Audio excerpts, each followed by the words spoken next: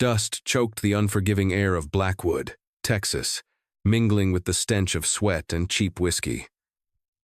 A crowd had gathered outside the livery, their eyes fixed on a young woman bound to a hitching post. They called her a rustler, a thief, preparing to press a glowing iron into her flesh as a permanent mark of her alleged crimes. From the shadows of the saloon porch stepped a man whose reputation was as cold as the steel on his hip. He didn't come to watch the spectacle. He came to buy a life. Sunlight hit the town of Blackwood like a hammer striking an anvil. It was the summer of 1881, a time when justice was less about the law and more about who had the money to buy the sheriff's blind eye. At the center of the dusty thoroughfare stood Josephine Miller.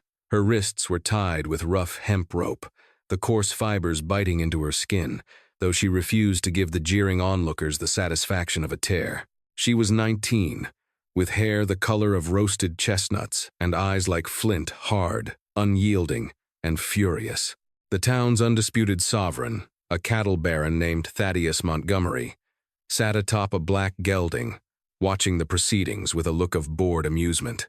It was Montgomery's prized silver watch that had supposedly been found in Josephine's saddlebag. Everyone in Blackwood knew Josephine hadn't stolen it. She was merely a scapegoat, framed by Montgomery's degenerate son, Billy, who had made advances Josephine violently rejected. But truth held no currency in Blackwood.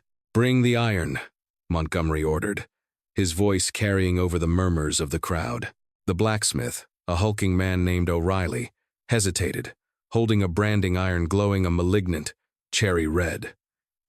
It was meant for cattle, shaped into a crude teeth. To press it into human flesh was a barbarity even this frontier town rarely witnessed. Before O'Reilly could take another step, the sharp, metallic click of a Colt single-action army being cocked echoed through the square. The sound was distinct, carrying a deadly promise that froze the crowd instantly. "I reckon that iron is hot enough, O'Reilly. Put it down." The voice was low, gravelly, and entirely stripped of fear. The crowd parted like water, revealing Elias Thorne. "No, wait, I must avoid the name Thorne." The crowd parted, revealing Elias Sterling. Elias Sterling was a man the town whispered about but rarely spoke to. He ran a sprawling, isolated spread up in the Whispering Canyons, called the Ironwood Ranch. He was a veteran of brutal conflicts, a man who carried his scars both on his face and in his demeanor. Tall, broad-shouldered, with eyes as gray and unforgiving as a winter storm. Elias was not a man to cross, Montgomery sneered, though his horse nervously stepped back. "This is town business, Sterling. The girl is a thief. The law dictates she be marked. The law dictates she be tried by a judge, not a mob," Elias retorted, his revolver casually leveled at Montgomery's chest. "I'm short a ranch hand. I'll take her. She owes a debt for what she tried to steal," Montgomery spat, his face flushing crimson.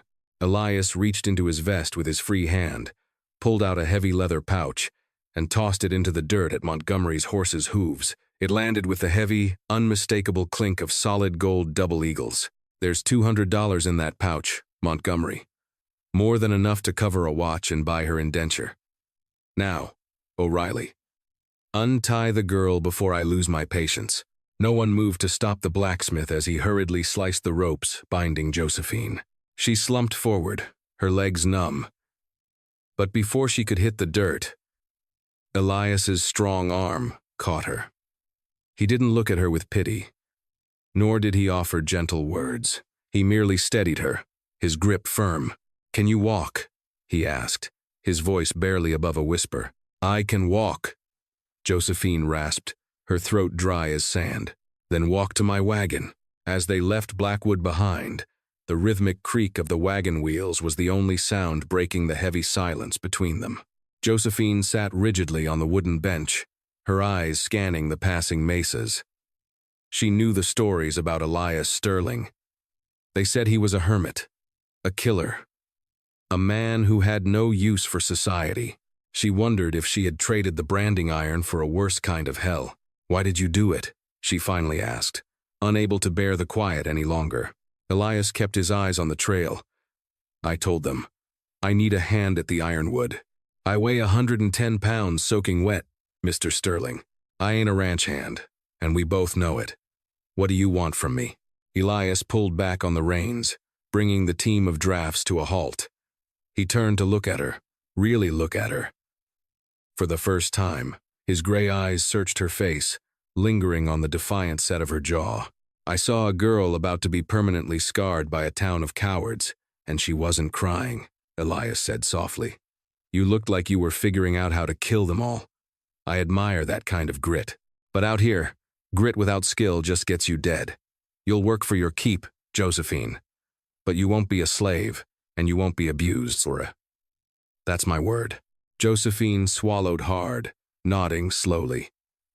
For the first time in her life, she felt a strange, terrifying spark of hope.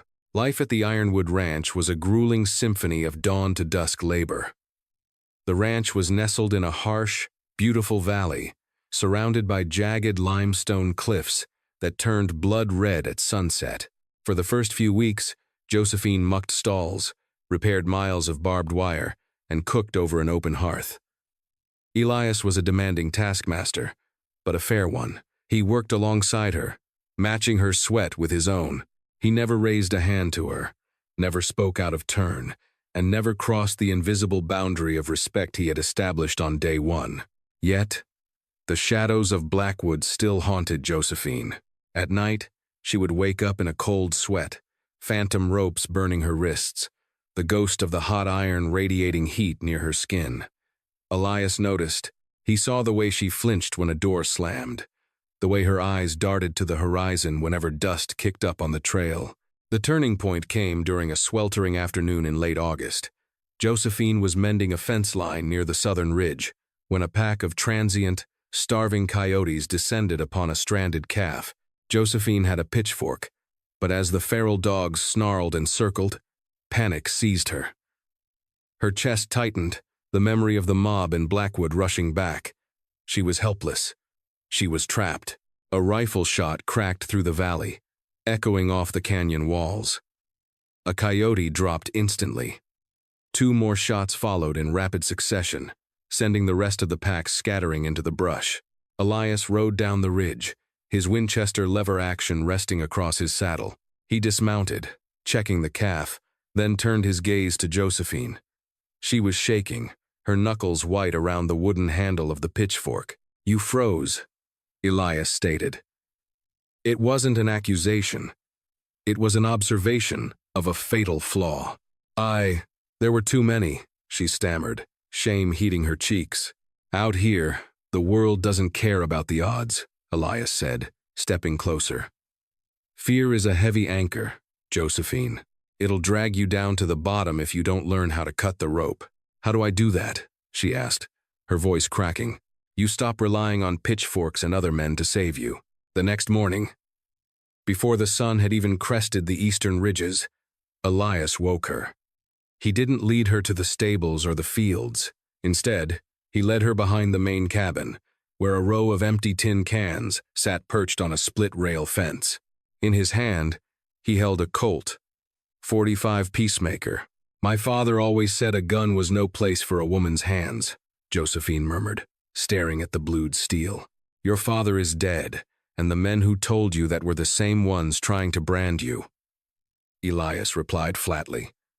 He cracked open the loading gate and ejected the brass casings, demonstrating the mechanics. "This is an equalizer.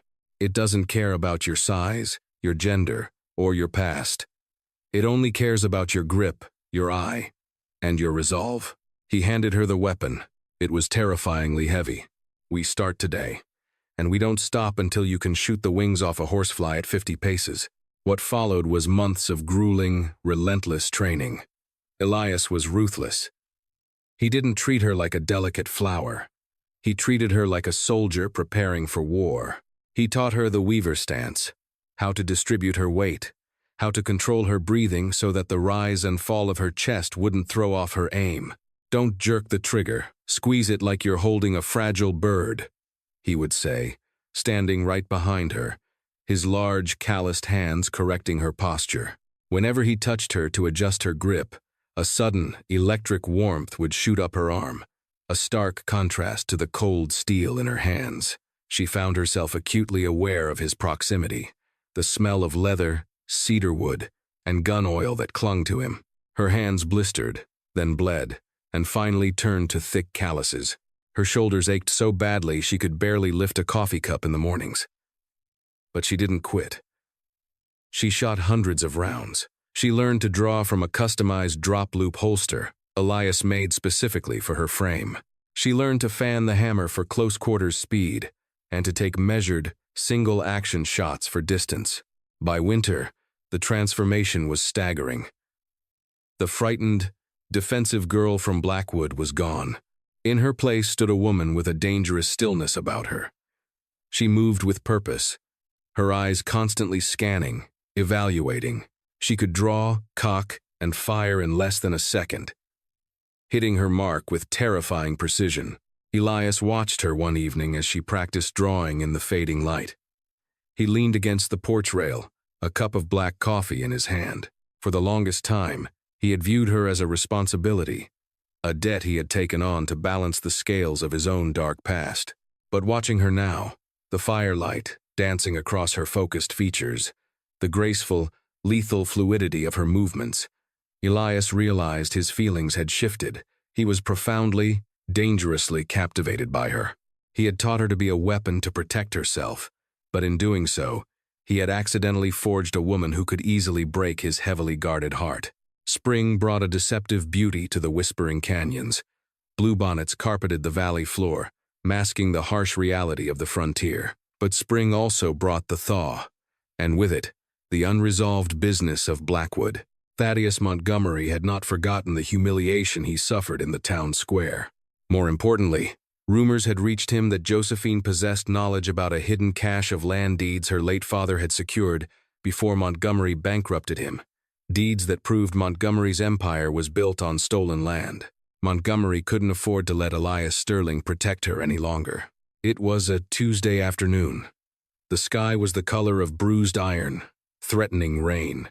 Elias was in the barn, shoeing a temperamental roan, while Josephine was on the front porch, oiling her revolver. The low, rhythmic thud of multiple horses approaching made Josephine pause. She didn't panic. She didn't freeze. Her training took over. She slid the cylinder into the Colt, gave it a satisfying spin, and holstered it smoothly at her hip. She stepped off the porch, her boots crunching softly on the gravel, and moved toward the barn to alert Elias. By the time Elias emerged, a wiping rag in his hand, 5 riders had crested the ridge and were trotting into the courtyard. Leading them was a man named Silas. Wait, I must avoid the name Silas. Leading them was a man named Jebediah Jeb Rollins, Montgomery's chief enforcer. Rollins was a brute of a man, known for collecting scalps and leaving no witnesses. "Sterling," Rollins shouted, spitting a wad of dark tobacco into the dirt. "We've got a warrant from the Blackwood judge. The girl comes with us. She's got property belonging to Mr. Montgomery." Elias dropped the rag, his hand hovering inches from his own sidearm. "There's no law out here but mine, Jeb, and my law says you turn those horses around and ride back to whatever hole Montgomery dug you out of." Rollins laughed, a harsh, grating sound. His men spread out, flanking Elias. "Now, Elias, don't make this a bloodbath. It's 5 against 1, 5 against 2. A clear, unwavering voice rang out. Rollins shifted his gaze to see Josephine stepping out from the shadow of the porch.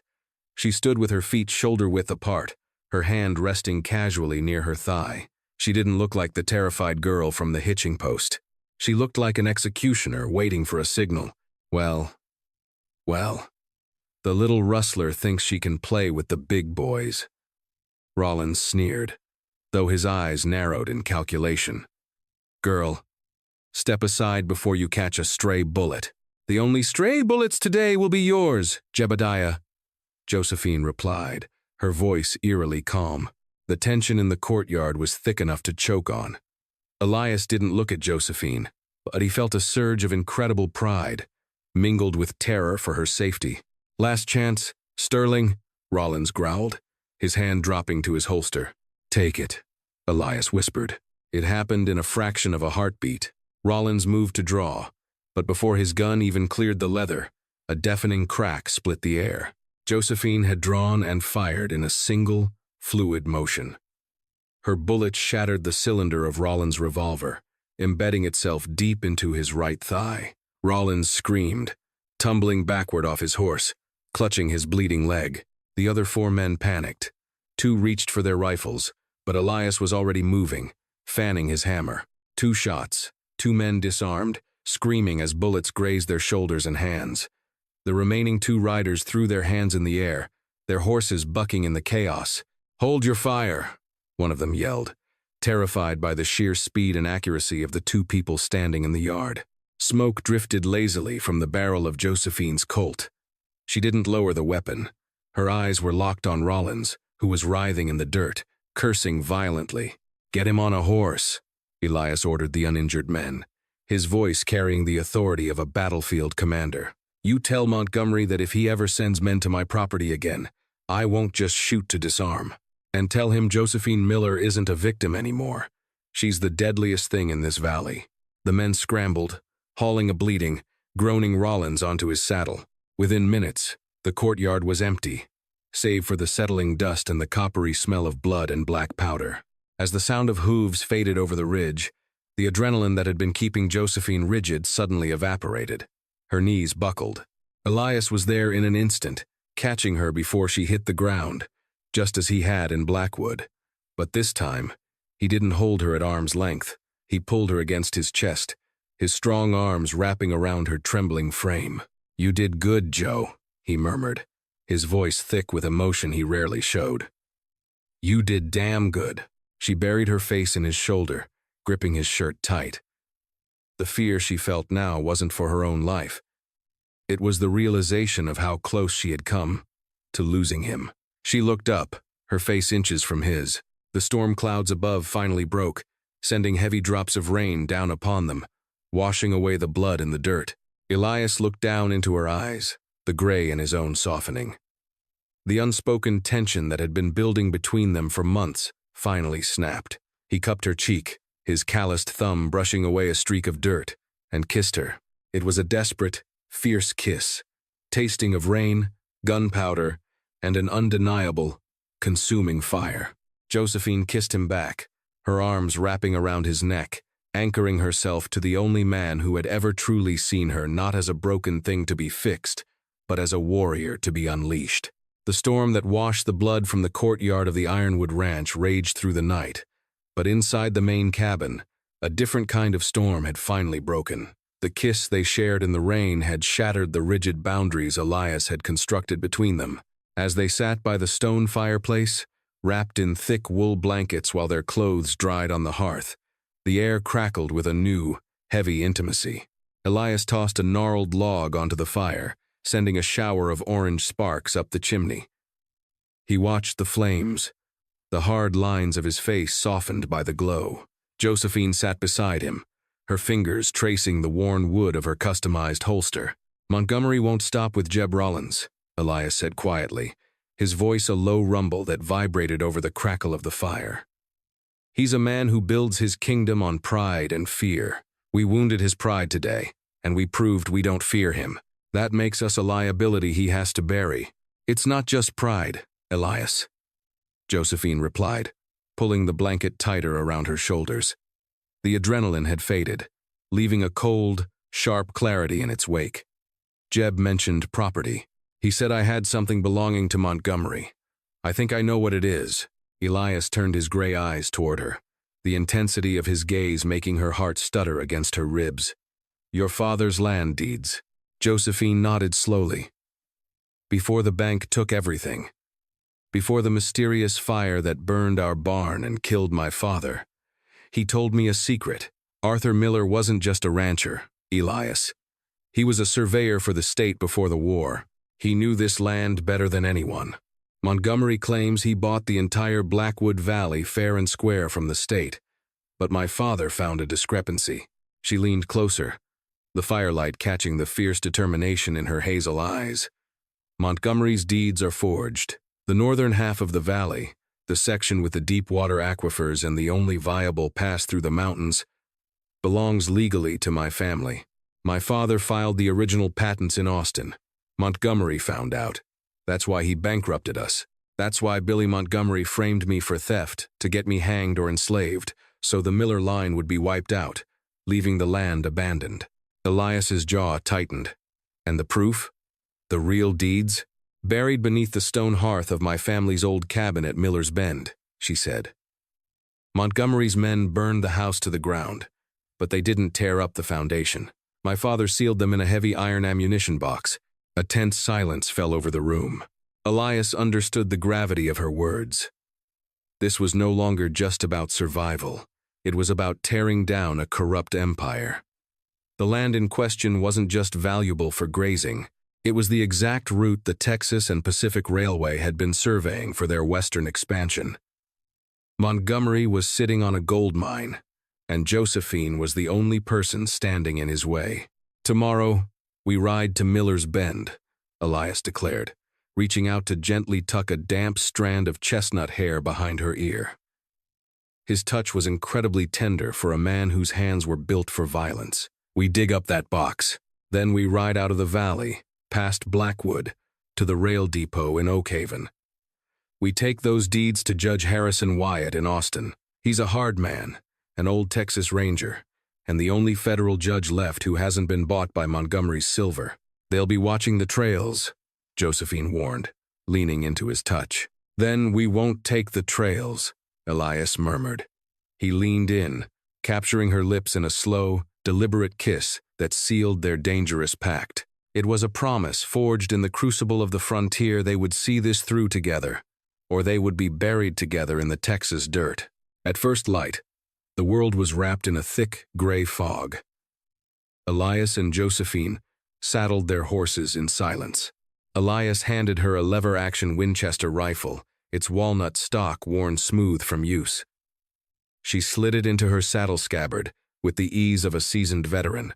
The ride to Miller's Bend took 4 hours through the rugged, untamed brush of the Whispering Canyons. They navigated by memory and instinct, avoiding the established cattle trails. When they finally crested the ridge overlooking the bend, Josephine's breath hitched. The skeletal remains of her childhood home stood like blackened teeth against the overcast sky. The charred timbers of the roof had collapsed inward, choked by encroaching weeds and thorny mesquite. The pain of her loss washed over her, but it was quickly eclipsed by a burning resolve. They dismounted, tying the horses to a dead oak tree. Elias drew a small crowbar and a shovel from his saddlebags. They stepped into the ruins, the scent of old ash still lingering faintly in the damp air. Josephine walked to the center of the wreckage, stopping where the massive stone chimney still stood defiant against the elements.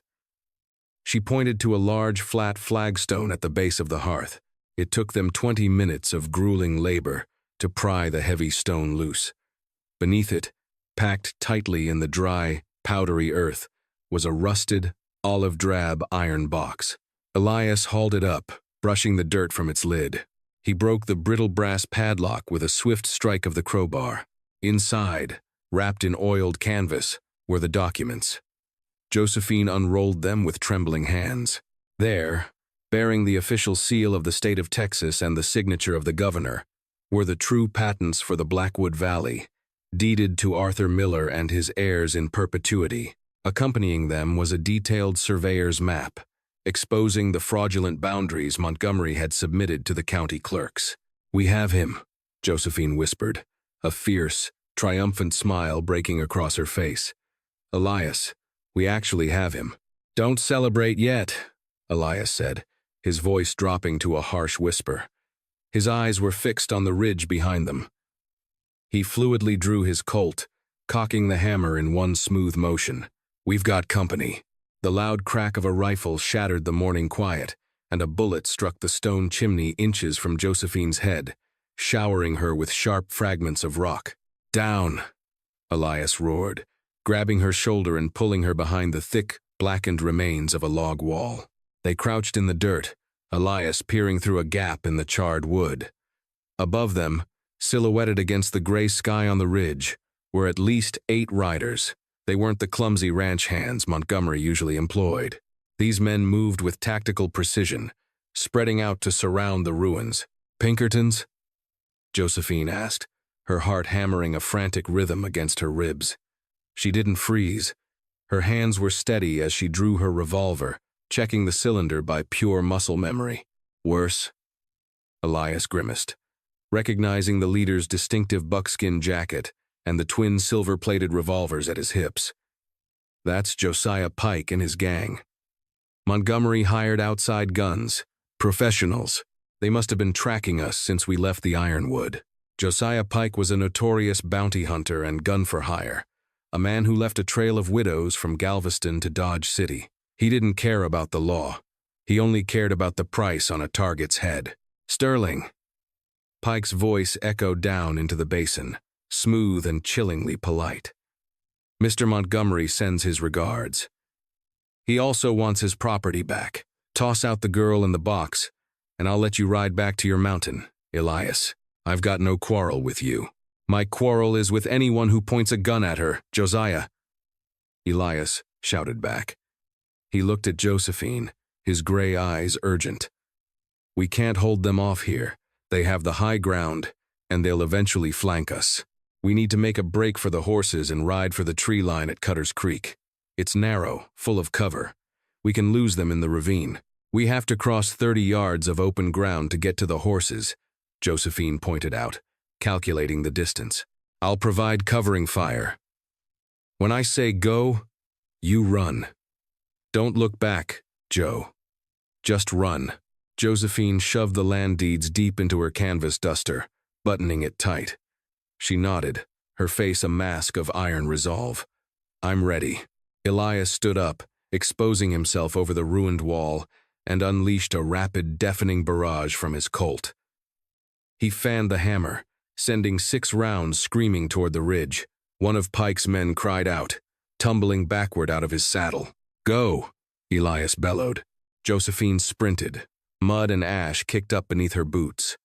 Bullets chewed the dirt around her feet, buzzing like angry hornets past her ears. She reached her horse, a sturdy Mustang, and vaulted into the saddle with practiced agility. She drew her Winchester from the scabbard, levered around into the chamber, and fired back at the ridge, giving Elias the window he needed to reach his own mount.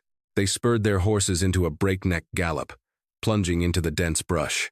Pike and his gang roared in pursuit, their horses tearing down the slope. The chase was a chaotic, terrifying blur.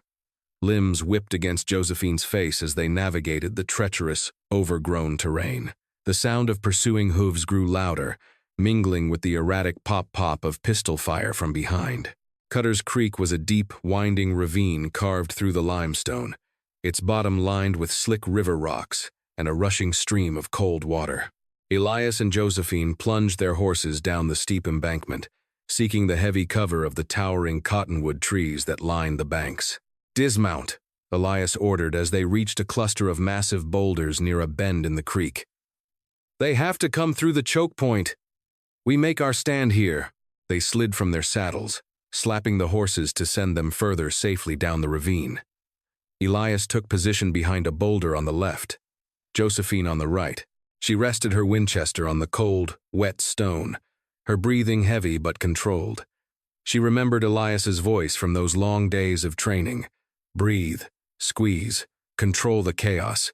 Don't let it control you. The first 2 riders from Pike's gang burst around the bend, their horses splashing violently into the shallow water. Josephine didn't hesitate. She exhaled slowly, her sights settling on the chest of the lead rider. She squeezed the trigger. The Winchester kicked against her shoulder.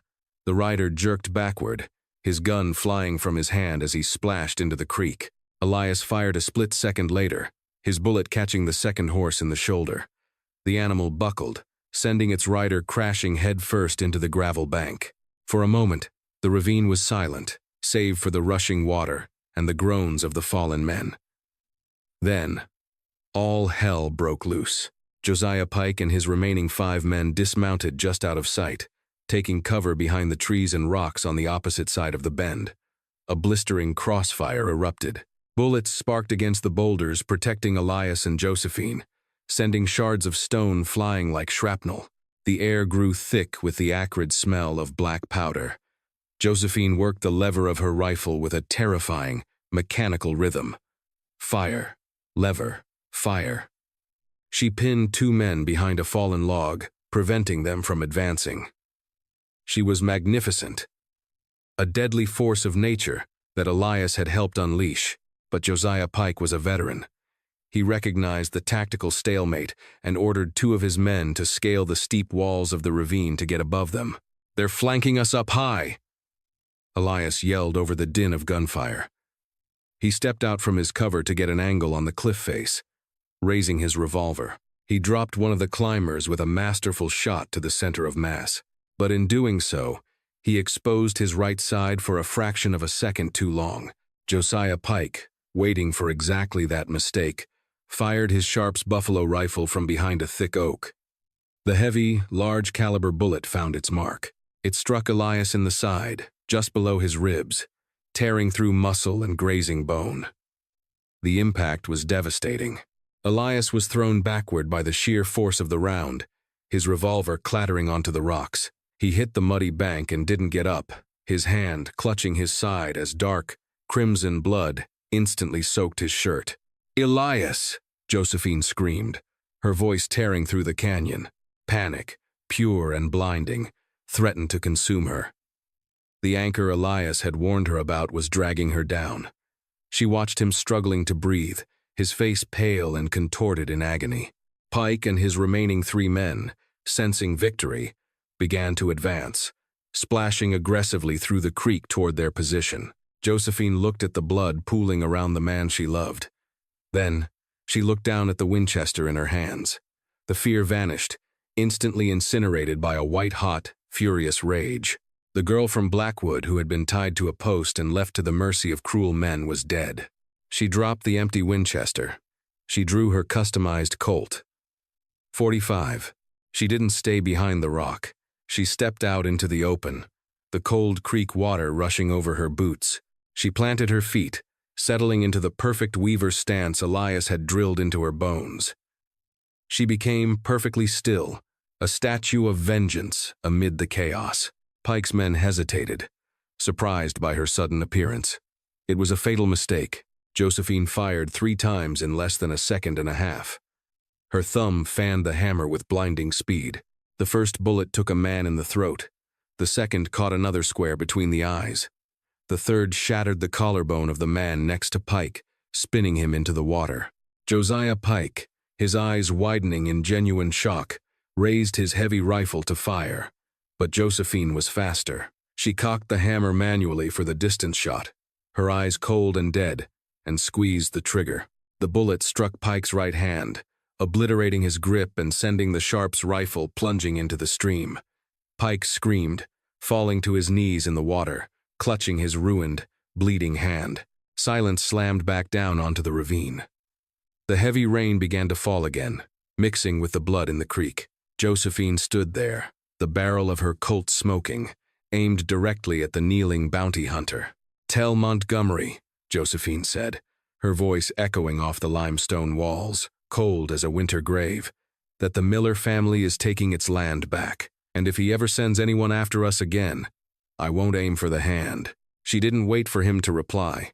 She holstered her weapon, turning her back on the broken gang, and rushed to where Elias lay bleeding in the mud, the real fight to keep him alive just beginning. The rain in Cutter's Creek felt like ice against Josephine's skin, but her hands were steady as she knelt beside Elias. His breathing was shallow, a wet, ragged sound that terrified her more than the gunfire had. The heavy Sharps bullet had torn through his right side, missing his lung by a fraction of an inch but shattering a rib and causing massive bleeding. "Elias, look at me," she demanded, tearing the bottom of her cotton shirt into thick strips. She pressed the wadded fabric hard against the entry and exit wounds. Elias's head lolled, his gray eyes cloudy with pain and blood loss. "Leave me, Joe," he rasped, his hand weakly trying to push hers away. "Take the deeds. Ride to Oakhaven. Get to Austin." "Shut up," she snapped, a fierce, protective anger flaring in her chest. "I didn't let a mob brand me in Blackwood. and I'm sure as hell not letting you die in this mud. You owe me a job, remember? She didn't wait for his argument. Using every ounce of strength she had built over the last grueling months at the Ironwood Ranch, she hauled Elias up. He groaned in agony, his knees buckling, but she forced her shoulder under his arm, bearing his weight. She whistled a sharp, piercing note, and her Mustang trotted back up the creek bank. Getting him into the saddle was a brutal, agonizing process. She had to tie his hands to the saddle horn and bind his boots to the stirrups to keep him from falling. She swung up behind him, taking the reins, her chest pressed against his bleeding back. "Hold on," she whispered into his ear. "Just hold on to me." They rode for 6 hours through the unforgiving Texas brush, avoiding the main roads. The destination wasn't Oak Haven, which was swarming with Montgomery's men, but a small, neutral railroad camp called San Marcos Crossing. There was a physician there, a former Confederate field surgeon named Dr. Arthur Spohn, a real man known for his pioneering, if brutal, surgical methods on the frontier, who owed Elias a life debt from the war. It was nearing midnight when they stumbled into the glowing lantern light of the camp. Josephine was covered in Elias's blood, her eyes wide and haunted. She kicked open the door of the doctor's makeshift clinic, a wooden shack near the rail line. "Dr. Spohn," she screamed over the rumble of a passing freight train. An older man with a thick white beard and spectacles emerged from a back room, a lantern in his hand. He took one look at Elias, slumped over the horse, and immediately sprang into action. "Get him on the table," Spohn ordered, his voice crisp and devoid of panic. The next 3 hours were a waking nightmare for Josephine. She stood in the corner of the small, carbolic acid-scented room, her hands shaking as she watched Dr. Spohn work. He used whiskey and raw carbolic to clean the wound, digging out fragments of shattered bone with long, silver forceps. Elias screamed, a raw, guttural sound that tore at Josephine's soul, before mercifully passing out from the pain and the heavy dose of laudanum Spohn had forced down his throat. "He's lost a catastrophic amount of blood," Spohn said grimly, wiping his bloody hands on an apron as the dawn light began to creep through the dusty windows. The bullet missed his vital organs, miraculously. But infection is the real killer out here. If he survives the fever over the next 2 days, he might just live. Josephine didn't leave his side. For 48 hours, she sat in a rickety wooden chair beside his cot. She bathed his forehead with cool water, spooned broth past his pale lips, and whispered stories to him, stories of her father, of the Miller's Bend cabin before the fire, of the future she now dared to imagine. On the evening of the 3rd day, the fever broke. Elias's eyes fluttered open, clear and focused, though framed by deep, dark circles. He looked at Josephine, who was asleep with her head resting on the edge of his mattress, her hand tightly gripping his. He weakly squeezed her fingers. She jolted awake, her hazel eyes wide. "You're still here," Elias whispered, his voice as rough as sandpaper. "I told you," she smiled, a tear finally escaping and cutting a clean path down her dirt-smudged cheek. "I don't rely on other men to save me anymore, and I don't leave my own behind." They stayed in San Marcos Crossing for 2 weeks. Elias healed with the stubborn resilience of a man who refused to let the world beat him. During that time, Josephine didn't just nurse him, she prepared. She sent a coded telegram to Judge Harrison Wyatt in Austin, using the telegraph office at the rail depot. She detailed the forged deeds and the murder attempts by Montgomery's hired guns, invoking the name of her father, Arthur Miller, a man Wyatt had known and respected. The reply came 3 days later. "Bring the documents to the Capitol.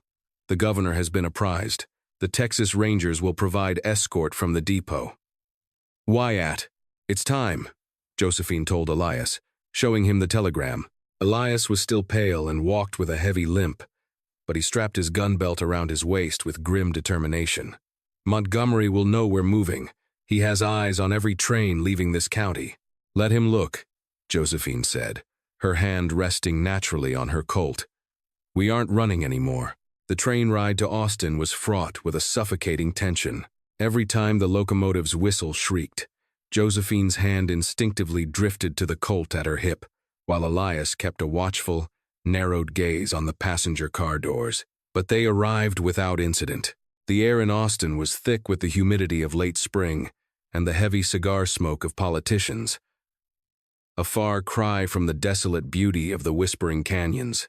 True to his telegram, a detachment of Texas Rangers met them at the station platform. Leading them was Captain Lee Hall, a legendary lawman whose reputation for dismantling the violent Sutton-Taylor feud was known across the state. Surrounded by men carrying lever-action rifles and wearing Silver Star badges, Josephine and Elias were escorted directly to the federal courthouse. The legal proceedings in Judge Harrison Wyatt's chambers were swift and devastating. Wyatt, a stern, imposing man whose face looked as though it had been carved from hill country granite, carefully examined the contents of the rusted iron box. He traced his finger over the official state seals and the intricate surveyor maps drawn by Arthur Miller. "I knew your father, Miss Miller," Judge Wyatt rumbled, looking up over the rim of his spectinatus. His voice was heavy with suppressed anger. He was a righteous man. The law has been willfully blind in Blackwood for far too long, poisoned by Thaddeus Montgomery's silver. It is time we opened its eyes. Wyatt didn't hesitate. With a sharp strike of his gavel that sounded like a gunshot in the quiet room, he issued immediate federal warrants for the arrest of Thaddeus Montgomery, his son Billy, and any hired guns interfering with state justice. The charges were staggering: mass land fraud, bribery, grand larceny, and conspiracy to commit murder. But a piece of paper in Austin was vastly different from enforcing the law in the blood-soaked dirt of Blackwood. 2 weeks later, the midday sun beat down mercilessly on the town of Blackwood. The chaotic energy of outlaws and corrupt deputies that usually filled the streets evaporated into a deathly, suffocating silence as a column of 22 riders moved down the main thoroughfare. Josephine rode at the front, her posture perfect, her chestnut hair tied back beneath a wide-brimmed hat. Beside her rode Elias, his face a mask of cold iron, his Winchester resting easily across his saddle horn. Flanking them were Captain Hall and his heavily armed Rangers, moving with the terrifying, synchronized discipline of an army. Thaddeus Montgomery stood on the second-story balcony of the Grand Hotel, a lit cigar clamped between his teeth. He looked down at the approaching force, his face flushing with arrogant fury. Beside him stood his son, Billy, looking pale, sweating profusely, and shifting his weight like a cornered rat. "Montgomery!" Captain Hall's voice boomed across the dusty square, echoing off the wooden storefronts. "By order of the Governor of Texas and the federal court, you are under arrest. Instruct your men to throw down their weapons and step out into the street." Montgomery laughed a harsh, barking sound. He gestured with his cigar toward the rooftops and alleys, where the glint of rifle barrels betrayed the presence of at least 24 hired guns. "This is my town hall. My law. You think a forged piece of paper from some Austin bureaucrat means a damn thing out here? It means everything," Josephine called out, urging her Mustang a few steps ahead of the Ranger line. She looked up at the man who had ordered her branded, the tyrant who had burned her childhood home and ordered her father's murder. She searched her soul for the paralyzing terror she had felt bound to the hitching post a year ago, but it was entirely gone. In its place was a cold, hard reservoir of steel. "Your money can't buy these lawmen, Thaddeus," Josephine's voice rang out, clear and unwavering. "And your hired guns can't save you from a hanging judge. Kill them," Montgomery roared, his composure finally snapping. "Kill the girl first." But the Rangers were seasoned veterans of the frontier, and they had already sighted Montgomery's ambushers. Before the hired guns could even shoulder their rifles, Captain Hall's men unleashed a precise, deafening volley of suppressive fire. Glass shattered on the hotel's facade, wooden awnings splintered, and the dirt street erupted in dust. The sheer, overwhelming accuracy of the Rangers shattered the mercenaries' morale instantly. Several dropped their weapons and fled out the back of the hotel, realizing no paycheck was worth dying against the state's deadliest lawmen. In the chaotic din of the gunfire, Billy Montgomery's fragile ego shattered. Seeing his father's empire crumbling in seconds, panic completely overtook him. With a hysterical scream, Billy drew his pearl-handled revolver and leaned over the balcony railing, locking his panicked sights directly on Josephine. "This is all your fault, you little rustling bitch," Billy shrieked, pulling back the hammer. Josephine didn't flinch. She didn't dive for cover or look to Elias for protection. Her training, the thousands of rounds fired, the endlessly blistered hands, the agonizing drills at the Ironwood Ranch took over with terrifying, mechanical perfection. Her draw was a blur of motion, faster than the human eye could track. She planted her boots in the stirrups, leveled her arm, and didn't bother to fan the hammer. She took a measured, breathless, single-action shot, aiming upward at the balcony. Crack, the heavy .45 caliber bullet struck Billy's revolver squarely in the cylinder just as his finger twitched on the trigger. The impact violently shattered the gun in his hand, sending sharp fragments of metal tearing into his shoulder and cheek. Billy screamed, a high-pitched wail of agony, and collapsed backward onto the balcony floorboards, clutching his bleeding, ruined hand.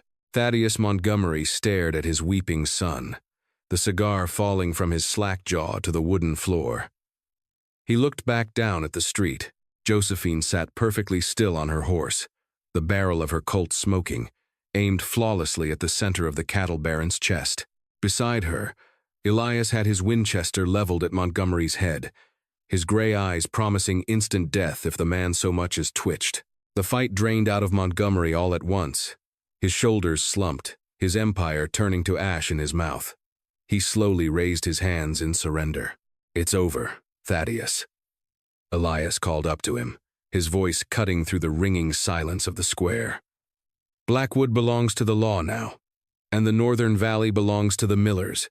The Rangers swarmed the hotel, dragging a defeated Thaddeus and a sobbing Billy out into the street in heavy iron cuffs. The townspeople, who had cowered behind locked doors and drawn curtains for a decade, slowly stepped out onto the boardwalks. They watched in stunned, breathless silence as the untouchable tyrant was shoved roughly into the back of a fortified prison wagon. As the dust settled and the Rangers began rounding up the remaining mercenaries, Elias turned his horse to face Josephine. The haunted, defensive storm that had clouded her hazel eyes since the day he bought her life at the hitching post was finally gone. In its place was a profound, radiant peace. Elias lowered his rifle, a rare, breathtakingly genuine smile touching the hard lines of his face.